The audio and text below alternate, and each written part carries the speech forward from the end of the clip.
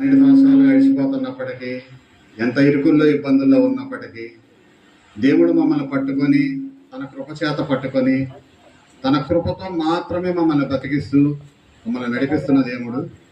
రారాజు మహిమాలయ మినిస్ట్రీని ఏర్పరచాలని ఆశ కలిగినప్పుడు ప్రార్థిస్తూ ఉండగా, ప్రభువా నాకు సహాయం అనుగ్రహించండి.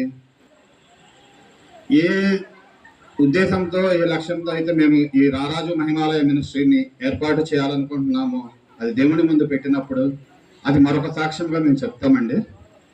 అదే మాటలు మేము దేవుని ముందు పెట్టినప్పుడు దేవుడు మాకు బయలుపరిచిన పేరండి ఇది. మేము అడిగాము, ప్రభువా ఇదిగో మేము ఎవరి దగ్గర చేచాపి అడగకూడదయ్యా, మాతో మాట్లాడి మీరు మాట్లాడండి అన్నప్పుడు మమ్మల్ని దేవుడిలో మొదటిగా బయలుపరుస్తున్న వారు సామ్రాజ్యం అక్కగారండి.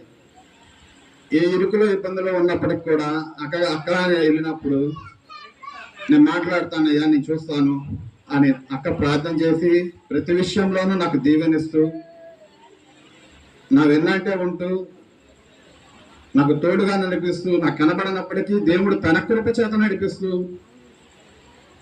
ఉన్నప్పుడు అక్కగారు జ్యోతిర్మయ్య గారు మాకు ఎంతగానో తోడుగా ఉండి, మొన్న వెళ్ళినప్పుడు కూడా ఇట్లా మినిస్ట్రీని ఏర్పాటు చేయాలని ఆశతో ఉన్నాను అక్క అని అడిగినప్పుడు, ప్రార్థన చేద్దామయ్యా అన్నప్పుడు అక్కగారు ప్రార్థన చేస్తారన్న ఉద్దేశంతోనే మేము ఉన్నాము.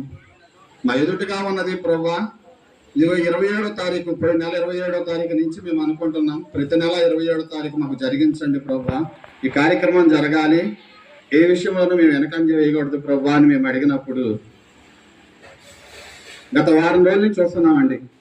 నిన్న రాత్రి చూస్తున్న పక్కనున్న చుండూరు కానీ మనకి ఇటు పక్కనున్న కొల్లిపర కానీ కరెంటు లేకుండా వర్షాలతో ఉంది.